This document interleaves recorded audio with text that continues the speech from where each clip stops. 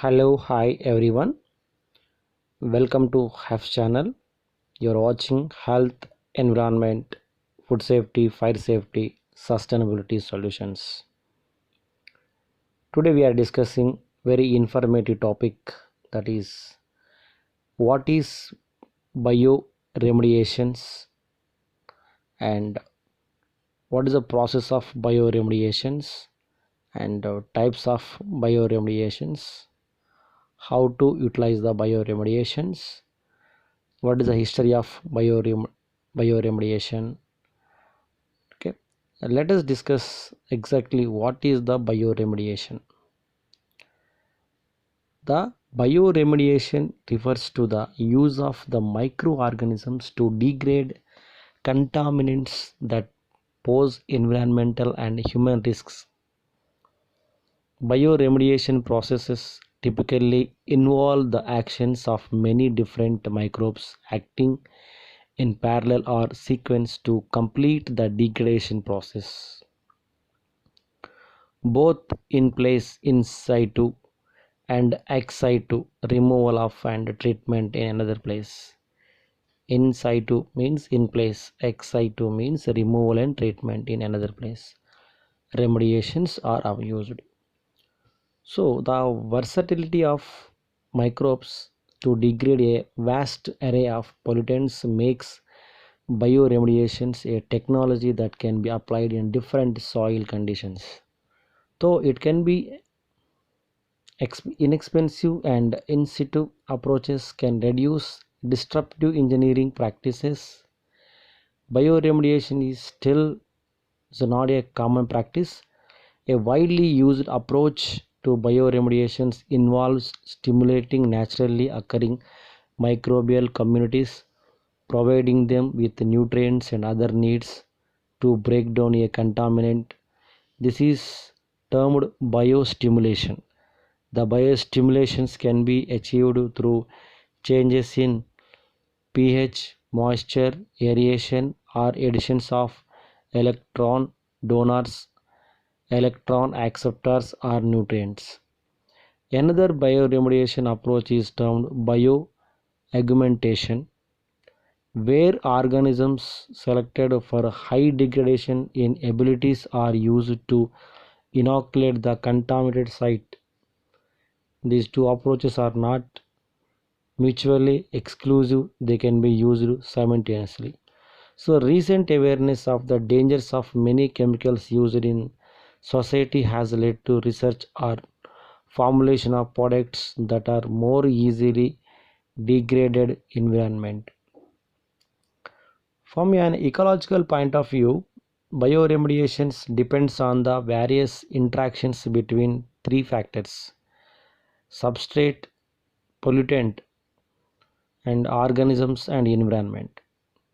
As so the interactions, these factors affect biodegradability, bioavailability, and physiological requirements, so which are important in assessing the feasibility of bioremediation.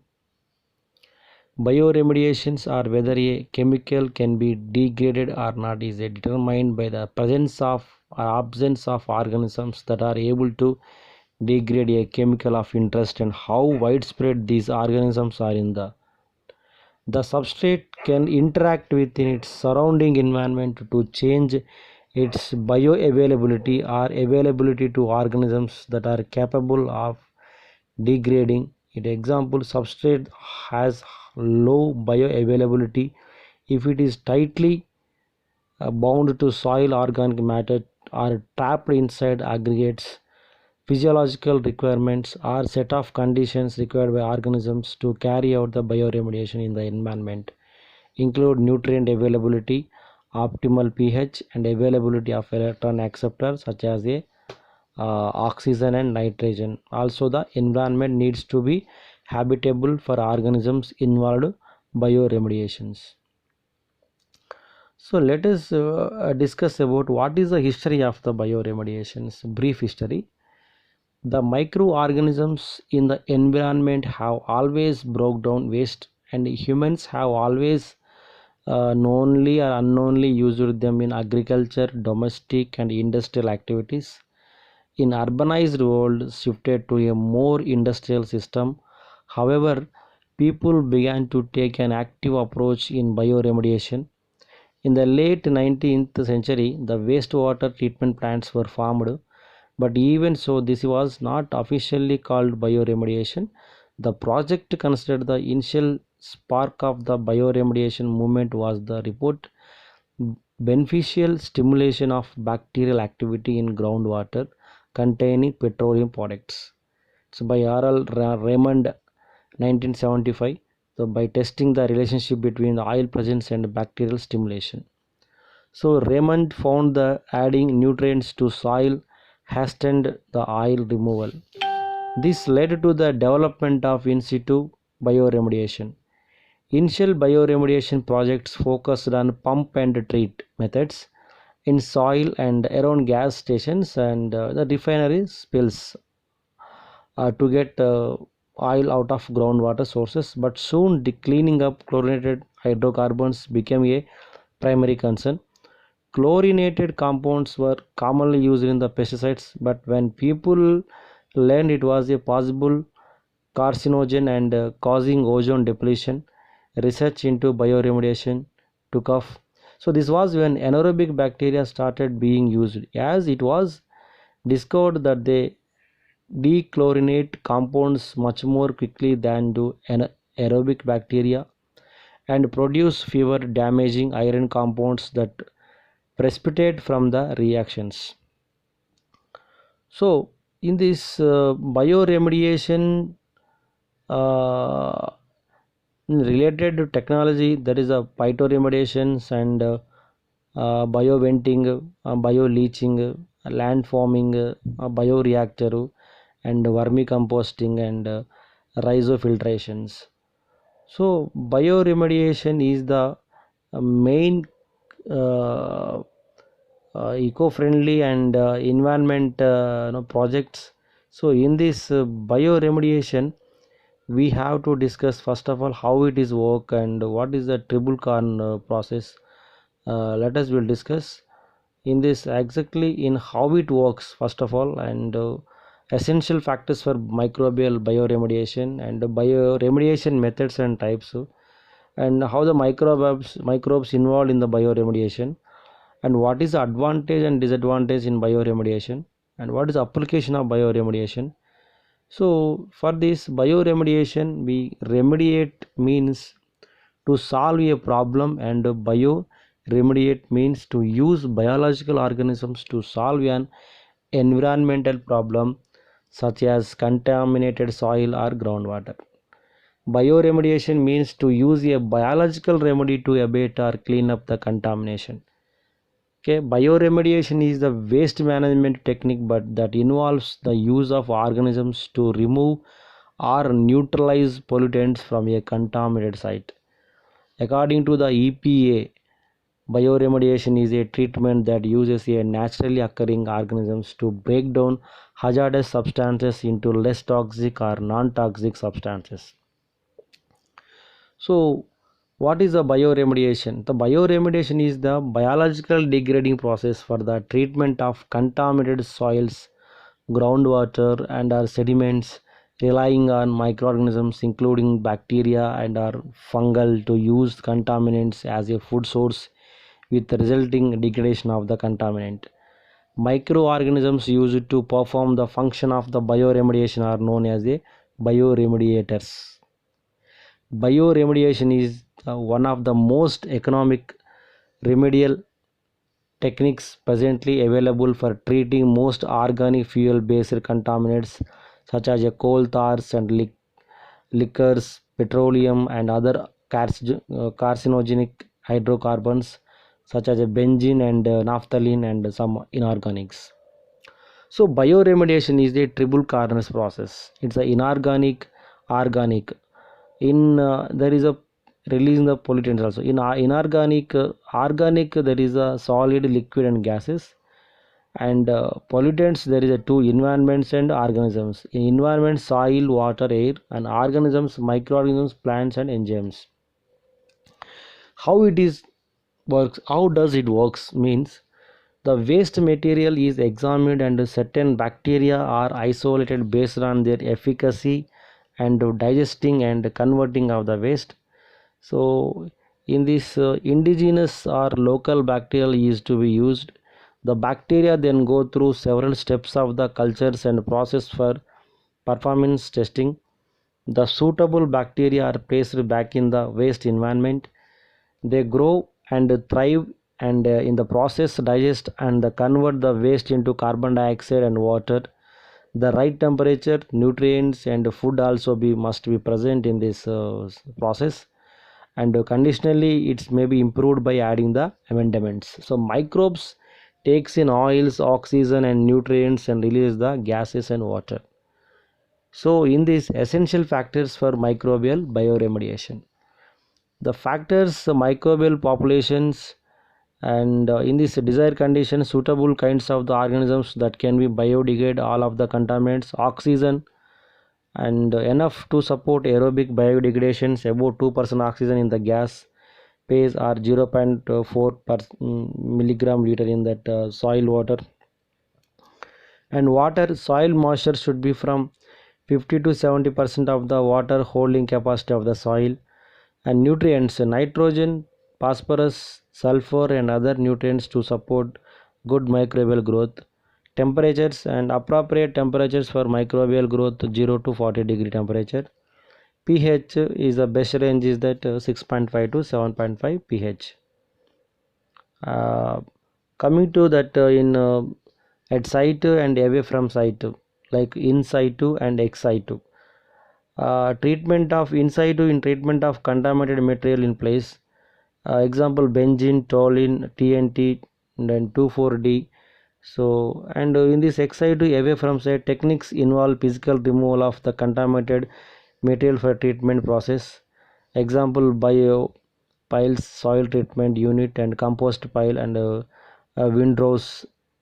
Use of the bioreactors to process the material in a highly controlled environment. So in this bioremediation in situ and ex situ is this like this process. And coming to that, what is the types of the bioremediation? That's types of bioremediation. There is a biostimulation, bioaugmentation and intrinsic bioremediation. And biostimulation, the method in which bacteria are motivated to start the process of the bioremediation. In this method, first the experts release nutrients and other important substances in the soil where there is need are removing the contaminants, and they are all in form of gas or liquid. It increases the growth of the microbes in that area. As a result, the bacteria and other microorganisms remove the contaminants quickly and efficiently. And coming to bioaugmentation, microorganisms that can clean up a particular contaminants are added to the contaminated soil and water. Bioaugmentation is more commonly and successfully used or contaminants removed from the original site, such as a municipal waste water treatment facilities. And coming to that intrinsic bioremediation. Intrinsic bioremediation process takes place in soil and water because these two places are always full of contaminants and toxins. This process is also called a natural attenuation. Also means use of the microorganisms to remove the harmful substances from soil and water. Especially those sites are treated with this method which are underground, for example underground petroleum tanks. And coming to that monitoring bioremediation process, there is a process and reaction and what reduction production is going, and aerobic oxygen plus hydroxide and anaerobic and denitrification actions and manganese and iron sulfate reduction fermentations, for all this in monitoring of the bioremediation process. So what is the advantage and disadvantage in this? Advantage is coming to low cost, minimal site disruption, simultaneous treatment of the contaminated water and soil, and minimal exposure of the public and site personnel, and useful of the complete destruction of the wide variety of contaminants, and can often be carried out the site often without causing a major disruption of the normal activities, and it can prove the less expensive than other technologies that are used for cleanup hazardous waste.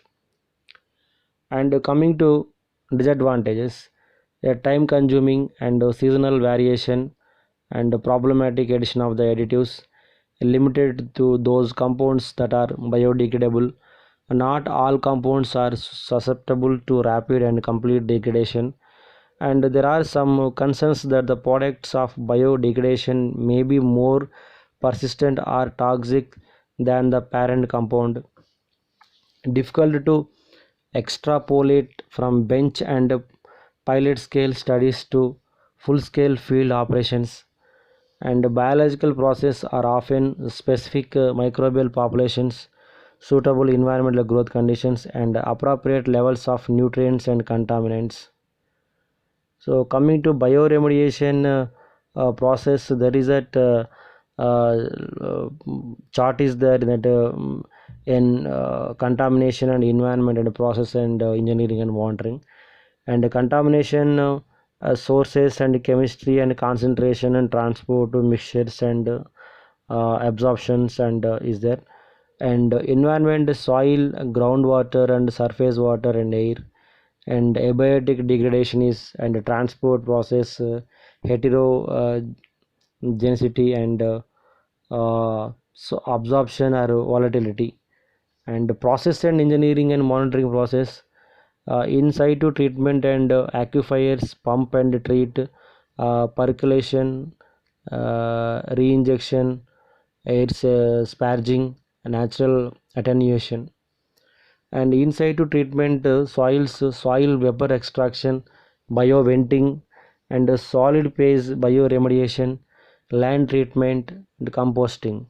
slurry phase bioremediation reactors, and vapor phase bioremediation, biofilters and trickling filters, other process, and monitoring and verification process. Like this, in this everything is the uh, sequentially the chain system, it will be process the bioremediation process in the contamination and environment and process and engineering monitoring.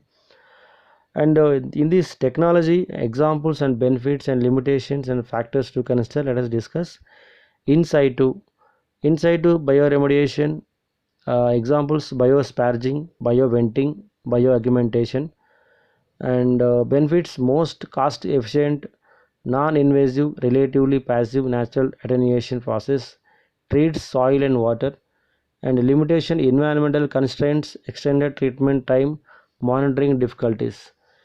Factors: biodegradative abilities of indigenous microorganisms, presence of metal and other inorganic, environmental parameters, biodegradability of pollutants, chemical solubility, geological factors, and distribution of pollutants. And XC2, landforming, composting, and biopiles. In this benefits: cost efficient, low cost, and can be done in situ. And space requirements and limitation, and extended treatment time, and need to control abiotic loss, and mass transfer problem on bioavailability limitation. In this also same factors: biodegradative abilities of indigenous microorganisms and environmental parameters also factors. And bioreactors, no, slurry reactors examples, and aqueous reactors. In this benefits: rapid degradation, kinetic, optimized environmental parameters, enhances mass transfer, effective use of inoculants and surfactants. And limitations: no, soil requires excavation, relatively high cost capital, and relatively high operating cost. So these are all come to benefits and of bioremediation process.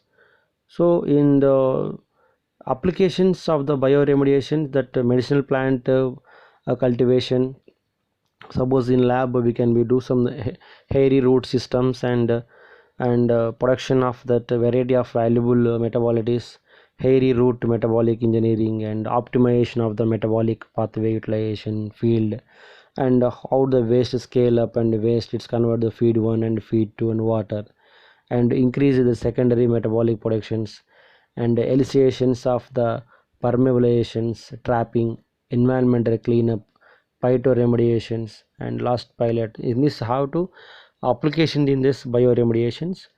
So in bioremediation of the contaminated soil, in situ bioremediation of soil and ex situ of bioremediation soil. In situ bioremediation of the soil allows treatment of large volume of soil at once and mostly effective at sites with sandy soils and can vary depending upon the method of the supplying oxygen or electron donors to the organisms that degrade the contaminants. And there is a three commonly used in situ methods include bioventing, injection or hydrogen peroxide or oxygen releasing compound for a aerobic treatment, injection of HRC for anaerobic treatment. And ex situ bioremediation of soil involves the exavocation of the contaminated soil and treating in a treatment plant located on the site or away from the site. This approach can be faster, easier to control, and used to treat a wide range of contaminants and soil types than in the situ approach. Ex situ bioremediation can be implemented as slurry phase bioremediation or solid phase bioremediation.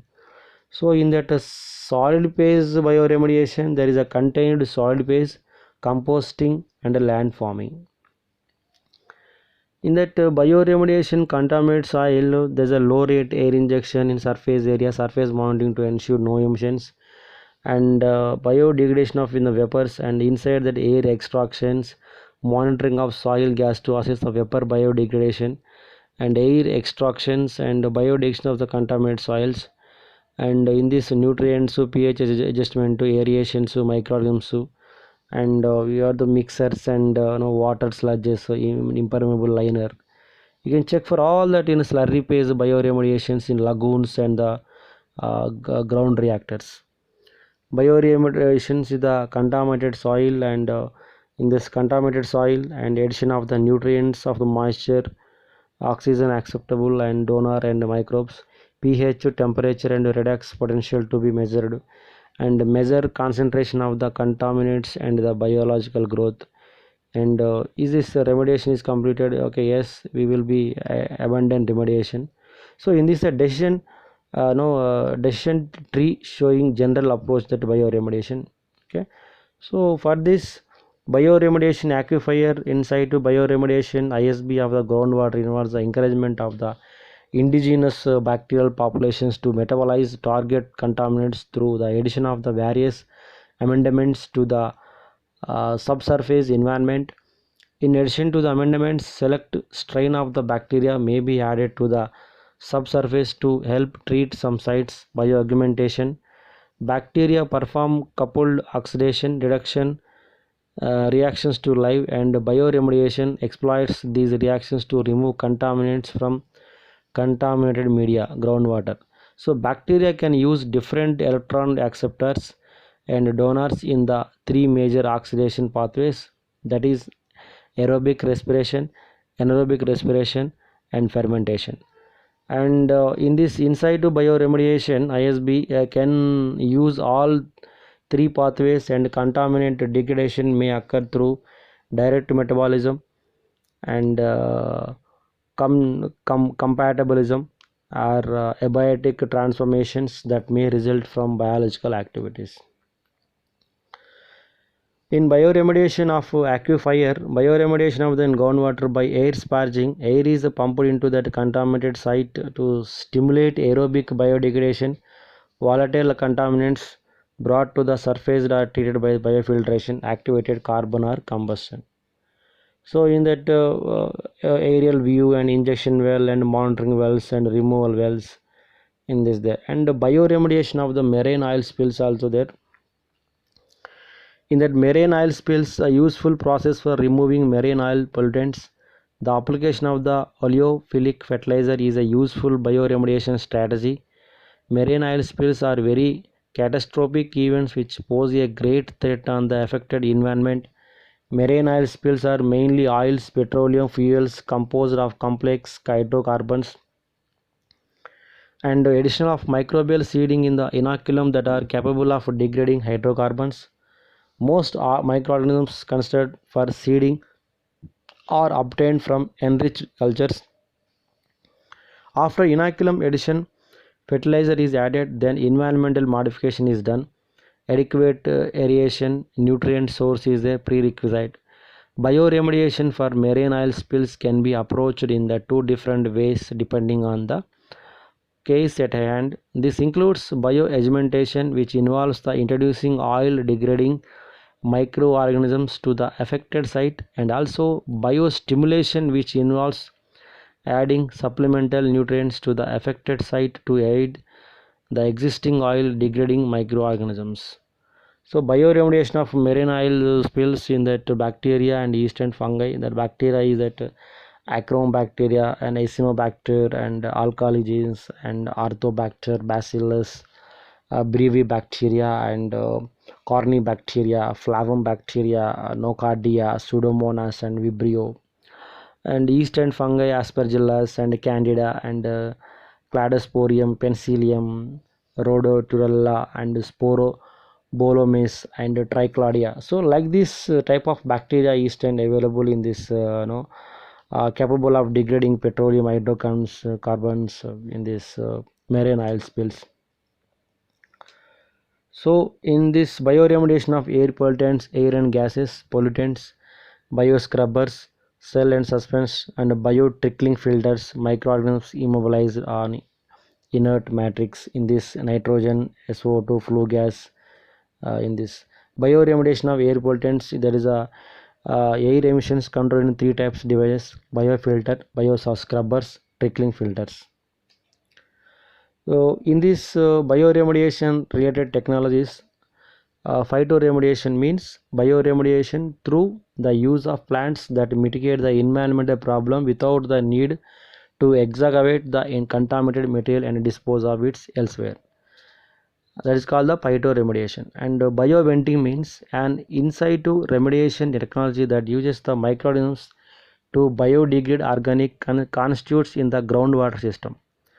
Bioleaching, that the extraction of the metals from their ores through the use of the living organisms. And landforming, an ex situ waste treatment process that is performed in the upper soil zone or in biotreatment cells. And bioreactor, any manufactured or engineered device or system that supports a biologically active environment. And vermicomposting, it is using the various worms, usually a red winglets, white worms and other earthworms, to create a heterogeneous mixture of the decomposing vegetable or food wastage, bedding materials and vermicast. And last, rhizofilteration is a form of phytoremediation that involves filtering water through a mass of roots to remove toxic substances or excess nutrients. So bioremediation is very important topic for this in your area of workplace and everything. The phytoremediations also using in this phytoremediation plant selections and advantages. It is using green plants to reduce environmental problems without the needs to dig out the contaminated material and dispose of elsewhere.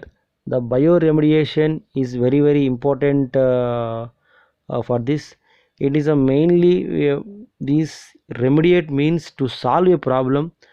Bioremediates to use the biological organisms to solve an environmental problem such as a contaminated soil or groundwater. So bioremediation means to use biological remedy to abate or clean up contaminations. It is a waste management technique that involves the use organisms to remove or neutralize pollutants from a contaminated site. Thank you. Thanks a lot.